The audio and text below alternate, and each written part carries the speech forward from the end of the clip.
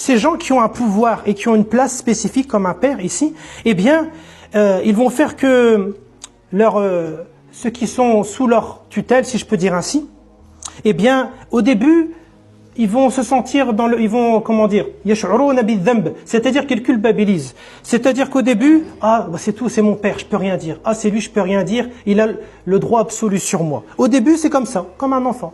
Il va commencer à culpabiliser, au début. Mais après que, comme on dit l'expression en arabe, balagha saylu zuba, quand la goutte d'eau a débordé du vase, eh bien, ils vont voir que ceux qui les ont en dessus, c'est-à-dire ceux qui les gouvernent, ceux qui ont la responsabilité sur eux, ils sont juste injustes et ce sont juste des opportunistes. Et c'est de là que débutera le fawda.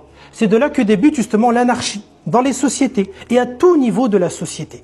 Mais ce qui nous concerne plus pour nous aujourd'hui, et notamment à notre niveau, c'est les liens familiaux. Comme on a dit, ça peut aller de celui qui gouverne un État vers celui qui gouverne une famille. Notamment ici, on voit beaucoup d'excès. Le juste milieu est rarement trouvé. On voit des excès, on voit des négligences ou des excès, notamment de la part des parents, des enfants, des frères et des sœurs entre eux. On voit ici l'exemple que j'ai pris.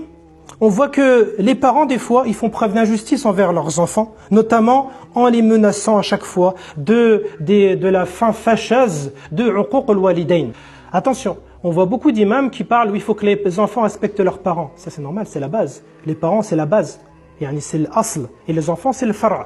Mais ici on voit beaucoup, et on est obligé de le souligner parce qu'à cause de ça, beaucoup de jeunes sont en dépression. Et c'est pour ça qu'on doit le souligner. Certains parents, donc comme on a dit, se servent de leur statut, se servent de leur place pour faire culpabiliser leurs enfants, pour les menacer à chaque fois.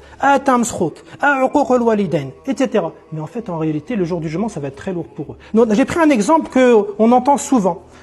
Plus dans les pays maghrébins, mais ici on peut trouver également cela, notamment des mères qui vont dire à leur fils « Divorce de ta femme parce qu'elle ne me plaît pas, sinon t'es plus mon fils ».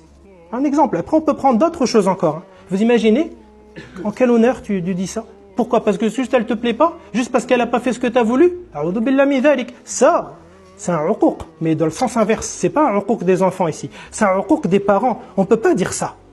On doit préserver le mariage de ses enfants. On ne doit pas créer maintenant, dans le temps, comme j'ai entendu, des sages en Algérie, au Maroc, il y a des hukama, des sages dans les villages. Les gens, ils allaient les voir, shir. Il l'appelait shir, c'est pas parce qu'il connaissait tout le din, parce qu'il y avait de la sagesse, de la khibra.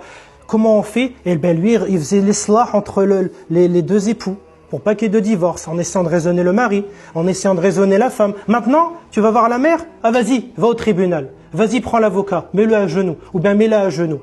Aoudou billah, c'est quoi de ses parents?